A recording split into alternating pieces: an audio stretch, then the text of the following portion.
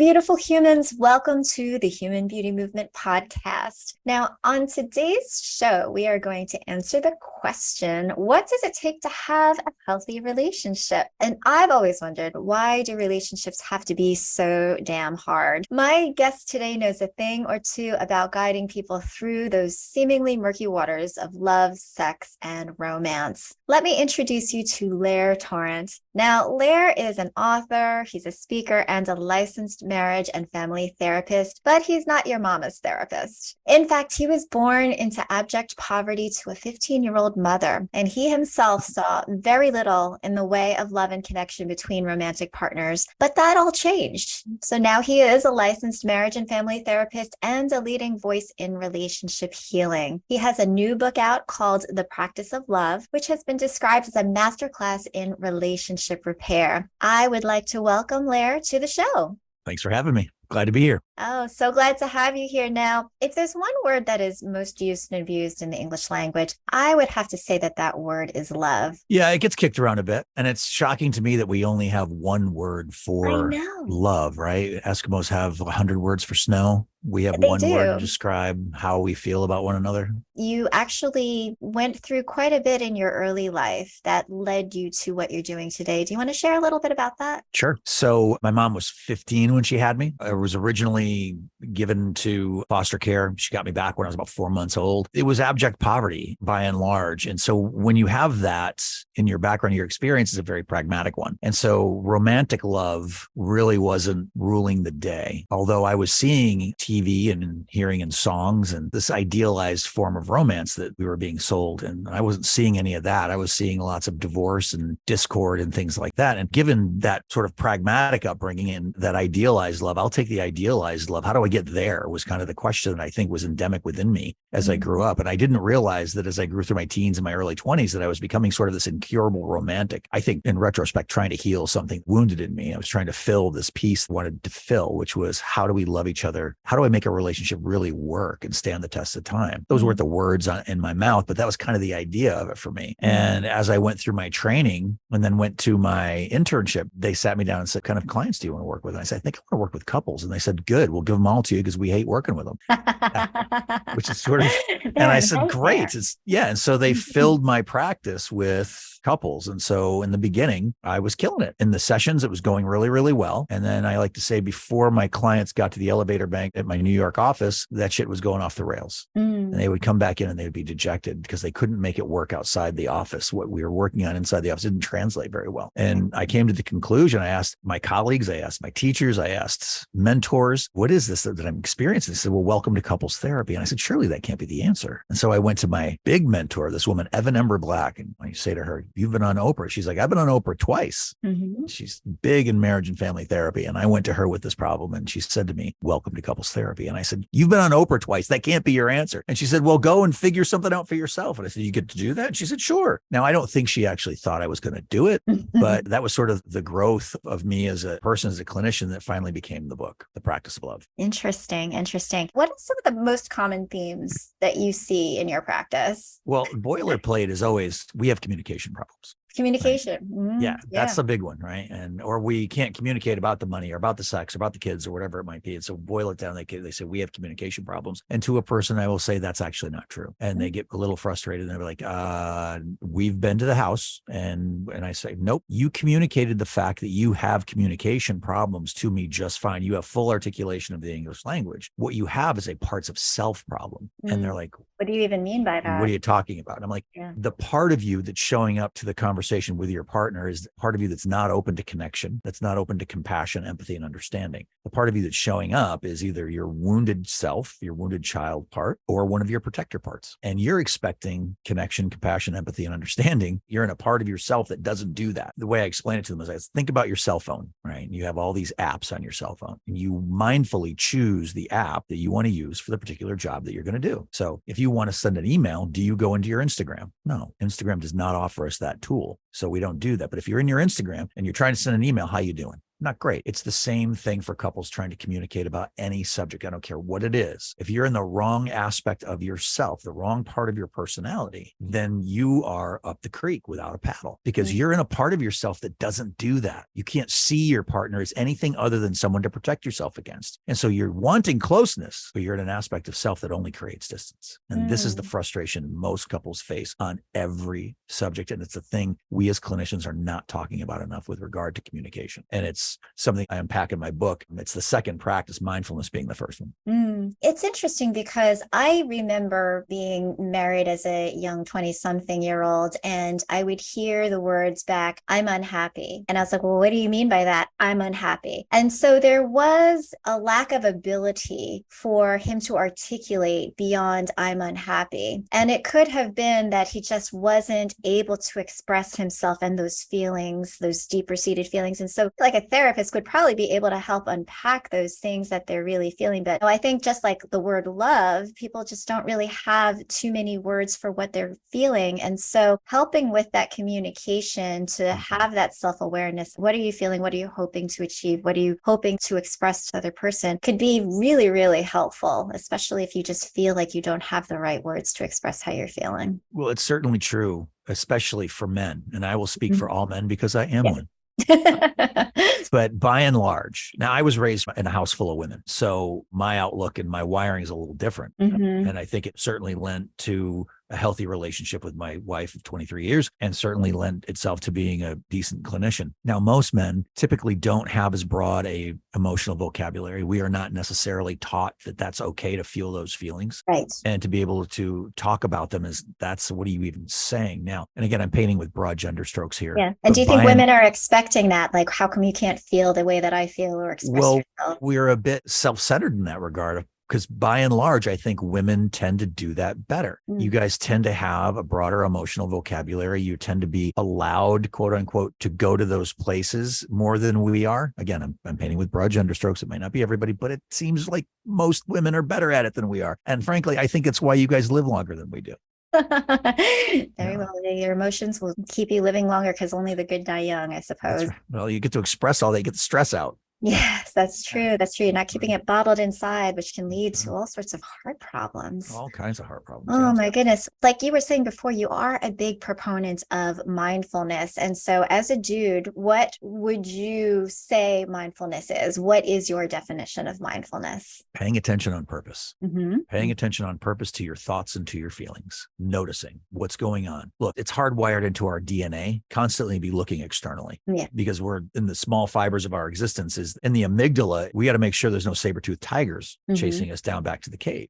So we're looking externally, constantly perusing the horizon line. It's another turn on the dial for us to stop, push pause, turn off our autopilot. Because look, we also have to take into consideration the brain is taking in about 400 billion bits of information per second. Okay. And so the brain wants to sort that stuff, safe, unsafe, all the places that it sorts it, but that puts us on autopilot. Mindfulness turns off the autopilot app, stops us from looking externally, and we begin to look internally now. That's a skill. It's a simple one, but it's really easy to forget. So mindfulness for me is stopping, pushing pause, and taking an inner inventory. What am I thinking? What am I feeling? Now, if we are looking at any relationship, romantic or otherwise, that we want to have some version of success in, the first question you're going to ask yourself, and the most powerful question you can ask yourself, is what part of me shows up here? Interesting. And so in terms of pushing pause and getting more mindful and being more aware of what those things are going on inside, how do you teach somebody how to do that that's not used to doing that? So there are a number of ways to do it. And the thing, Jon Kabat-Zinn has written tons of books on the subject. There's mindfulness-based cognitive behavioral therapy classes we can take to learn. We can learn meditation. We can go to yoga. But I like to keep it really, really simple. So the first thing I do is I say, okay, so I'm going to have you set your alarm to go off 3 or 4 times a day. And you're going to set your timer for 3 to 4 minutes where you just sit and notice. And so we get in the habit of doing that every day, 3 to 4 times a day, just beginning to notice, stopping. What am I thinking? What am I feeling? I have people do the 5 senses drill, right? Checking in with all of your 5 senses and one of those little stoppages, one of those mindful moments. I also have them do things like take a mindful ride or walk home and notice the things that you've never noticed before. Oh my God, there's a laundry right there there's a cleaner right there on that corner. I had no idea. because we're on autopilot. We miss things all of the time. Taking a mindful shower, eating a mindful meal, paying attention to every moment of that meal is a really great way to kind of build that mindful muscle. We could sit on a meditation cushion for 20 minutes in the morning and 20 minutes a day, but most people kind of don't want to do that by and large. Some people do. Why do we do that? Well, we do that so that when we go out into our lives, we will have residual mindfulness, right? Well, we can get that mindfulness right now. We can just decide to begin to pay attention. We don't have to sit on a meditation cushion. You don't have to take those 3 or 4 pauses every day, every 3 minutes every day. You can just get in the habit of stopping and noticing, what am I thinking and feeling as I sit here and I speak with this woman on her birthday. Happy birthday. Why, thank you there. Thank you for seeing me. I was mindful and aware it was your birthday and we're talking. We're mindful and aware. It is my birthday, everybody. Okay. Yes, I'm interviewing Lair. I'm spending my birthday with him. There's no place where I would rather be than right here, right now. Why don't you tell us about different practices that go into relationships that you share with people? I know the first is mindfulness. Sure. Mindfulness is there because we have to stop and we have to push pause. And if we want to onboard any new habit, we first have to become self-aware. And I don't know how we do that without self-awareness. So mindfulness has to be the first practice. Second practice, as I mentioned a little bit earlier, is what part of me shows up? Because if I show up in the wrong aspect of self, I'm up the creek again without a paddle, right? We have to make sure that we show up in a part of ourselves that is open to connection, love, and compassion. The third practice is the narrative. What story have I been telling about my partner, right? Because those thoughts become feelings. Those feelings become thoughts. And pretty soon, those thoughts that I just had, those one-off thoughts I was just having, that's just who I believe you to be. And if we aren't mindful and aware of the thoughts that we're having, we are mentally rehearsing to fall out of love if we're not careful, right? We have to be sure that we're populating that narrative with things that are fair, loving, compassionate, empathetic, and true. Yeah. It's interesting because a lot of times if people get into an argument, I've noticed a woman or a man will go to their best friend, to somebody that they're talking to. Oh, you wouldn't believe what he or she just did, so-and-so. And then that's the thing that that person remembers about that person. And so it's interesting. I recall like later in my relationships, I'd be like, I'm not going to tell anybody about this. I'm not telling my parents. I'm not telling my sister or brother because they are big grudge holders. And they will never be able to look at him the same again. And I always want that person to be seen through eyes of love, that he cares, and we will work this out ourselves. I don't need everybody, all the family members, all the friends ganging up on said person because of this issue that we're currently having now, which is just a moment in time. I don't want that to carry forward and have residue over anything else that's going on in life. So that was one very important lesson that I learned. Hopefully that helps some people that are listening. That's right. Well, look, it's that information, that closed loop of information that you hand them and this experience that you're having, a bad one, it influences their narrative about that person. Exactly. And so their immediate beliefs that goes to, I want to protect my girl. So you're an asshole. You're a jerk. And it takes a little while to untease that. Now, when I'm working with a couple who has been fortifying a negative narrative about one another because of life stresses and not being mindful and aware of the parts that are telling those stories, well, it takes a little while to untease that. And it's a really hard job to help people reauthor a new narrative. That's one of the practices we offer in the book is this ability to retell a new story, to reauthor a different tale. I was just listening to a podcast yesterday where a woman and a man were having a really hard, they were young, engaged. The fellow didn't really want to go through with it. The wife felt obligated to go through it because her biological clock is ticking. Everybody expects her to get married. All of her friends are getting married. And he's trying to convince her that he's not the one and he's not, and she's really pressuring him. So what does he do? He situates himself so that he is found in bed with 2 women. And he said that he did it for her own benefit. So that she would see what a bad guy and what a bad choice he is. Wow. Yes. He had to go to those lengths. This is a true story. That's a special fellow right there. That's a special fellow right there. It's an unfortunate true story, but yeah, he really did her a favor, huh? What a good guy. What do you do with that? Well, if I'm working with her in that situation, first of all, work to triage how all that must have felt, the traumatic experience that certainly would be. Women tend to blame themselves, even with something as glaring as this. So I'd probably have to tease out some of that with her as well. Yeah, the shame she probably would feel around having to tell all of her friends and family what went down and why they broke up. There's plenty of fodder for good therapy during something like that because we're making light because it's kind of wild, but that person definitely experienced some trauma around that. I'm going to be sure. And I feel sorry for her. And you can't convey that message another way. Exactly. Yeah, it's a big stretch. It's like there's a certain thing, I guess, among people where it's like, what would cause you to want to hurt somebody so bad in order to get a point across? Like, where did that go wrong? What was that breakdown? Well, I'm going to guess too, and this is something I would work with her on, is like, okay, but there were other precursors. You knew he was an asshole before and decided to turn a blind eye to it. And why? Mm-hmm. That's not the first volley of assholic behavior. That's not. Assholic. Yeah, I made that up, but it's a continued adherence to asshole behavior. Assholic. You can't stop yourself. You're sick. And so I'm going to be sure that he had plenty of other situations that he showed her that he was not a great guy and she wasn't listening. And why? Mm-hmm. Interesting. And I think a lot of times we don't learn our lessons, and so they keep repeating themselves. And so the blind eye until, and perhaps he did feel like this had to be like this extreme behavior in order for her to see what's going on. I don't know. Well, you bring up an interesting point. So often people think that relationships are puppy dogs and rainbows, right? We're sold this idea, and I talked about earlier in the podcast, that this idyllic version of love, and that's really not it. And I think it's more to the point. Relationships are there to bring up the stuff that's hard, the places where we're wounded. And if we're not looking at that, we're missing it. Mm-hmm. We are, as Harville Hendrix liked to say, we're inexplicably drawn into the arms of a romantic partner who will by their very nature recapitulate our childhood wounding. Mm-hmm. And he finished that quote by saying, but we do this for a very important reason, so that we might have a healing experience. Now, most people just stop at the pain. Mm-hmm. And so in my fourth practice, I call it choosing. People will say, oh, when I start unpacking, they're like, you mean love languages? I'm like, well, it's kind of sort of if you must, but love languages for me are way too short-sighted, because beneath the waterline of what makes us feel loved is our wounding. Like mm-hmm. those love languages are in service to something, mm-hmm. our greatest pains, the reasons we've come to this relationship. It's the reason why we picked this person unconsciously, and why we've picked several people that look, feel, and smell remarkably like that person, right? Mm-hmm.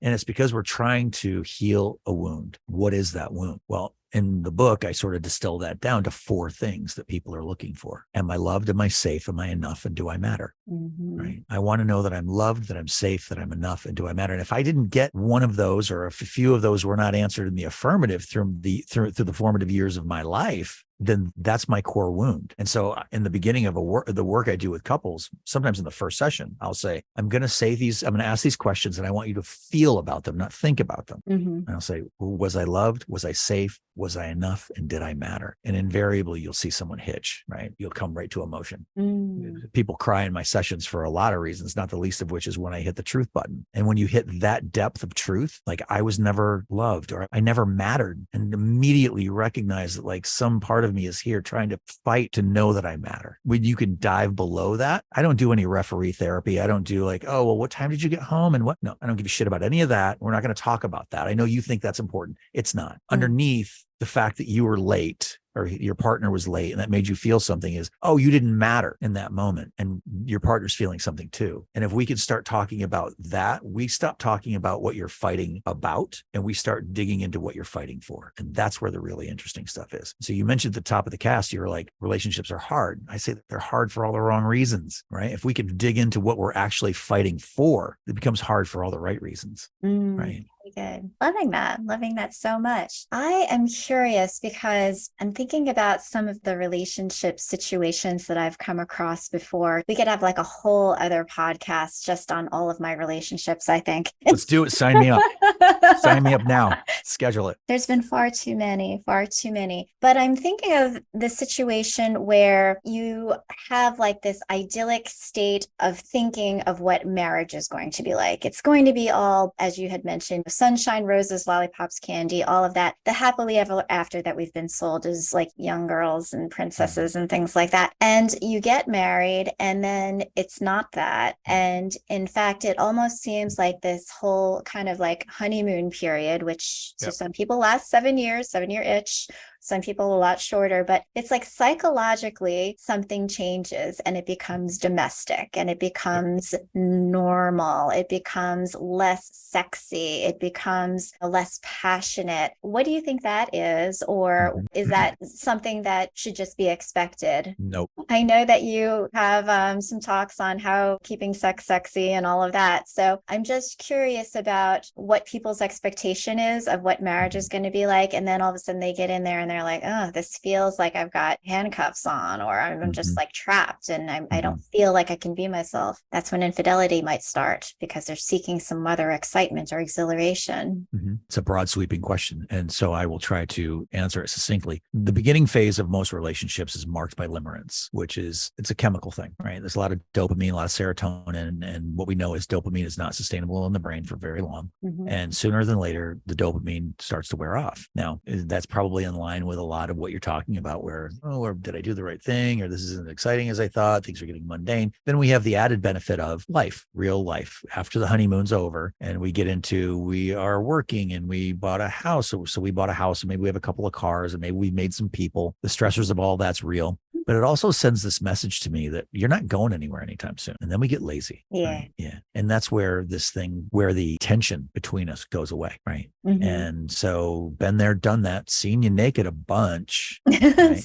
And I don't need to keep this body nice anymore. I've got him already. And so we forget that the heart we currently have is the heart at one point we wanted to win. Right. And so love needs to be, and this is why I call the book this, needs to be a practice. It needs to be something that you want to be able to list loving your partner on your resume under special skills. Like I'm that fucking good at it. Right.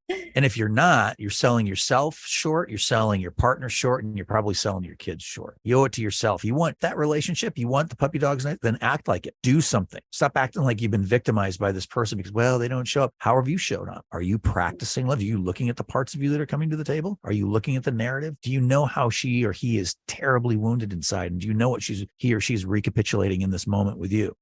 Right. And so when you dig into that stuff and you look at your narrative and you start repopulating that with love and compassion, you start feeling differently. But people don't want to do that. They want it to be easy, and it's not. I always say love's a pain in the ass, right? It is. It's hard. It should be hard for all the right reasons, but love is inconvenient. We are sold a bill of goods on this one, right? We should just know how to do this. We're sold a lot of bills of goods, right? Like, did you know how to do taxes when you came out of college? I know I didn't know how to file those. I didn't know how to buy a car. There's a lot of life skills that fall into that bushel basket. Loving your partner is also one of those that we do not know how to do.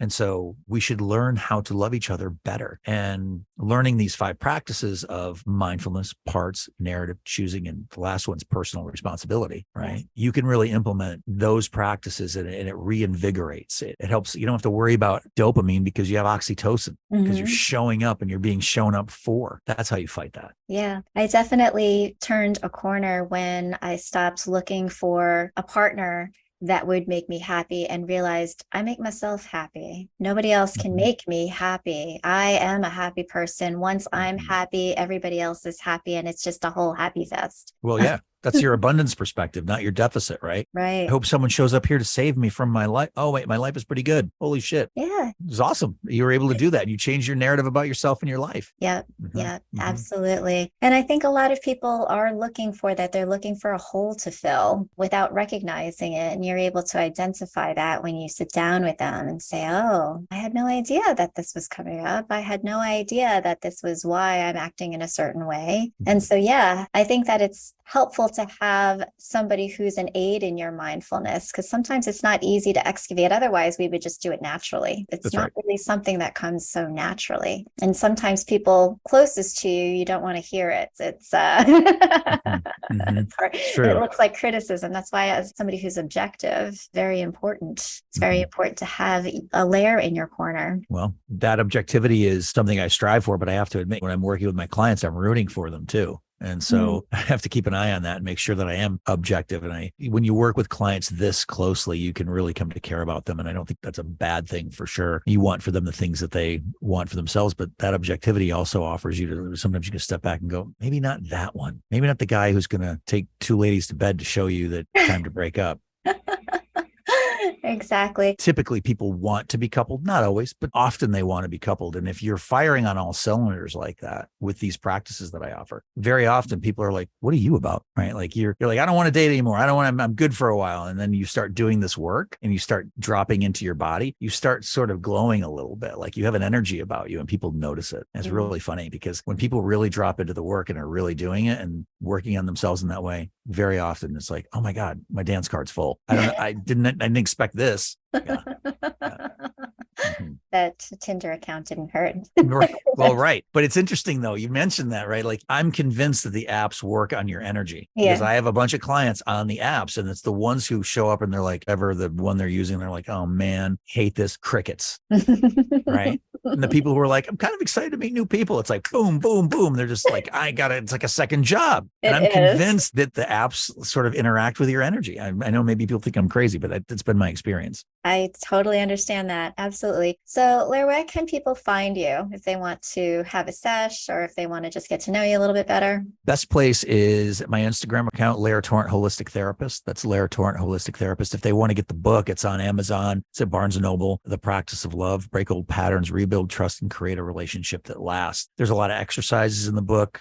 It's not just like sort of droning on therapist. It's a lot of stories, a lot of anecdotes from my own life, a lot of pieces from work with clients to really bring the practices home. And so they really get to know me through that. And again, the Instagram page, and they can also go to lairtorrent.com. Yes, ladies and gentlemen, please look Lair up. Thank you so much for being on the show today. It was absolute fun. Yeah, good times. Looking forward to having riper and richer relationships throughout the human beauty movement. Thank you, Lair. Thank you.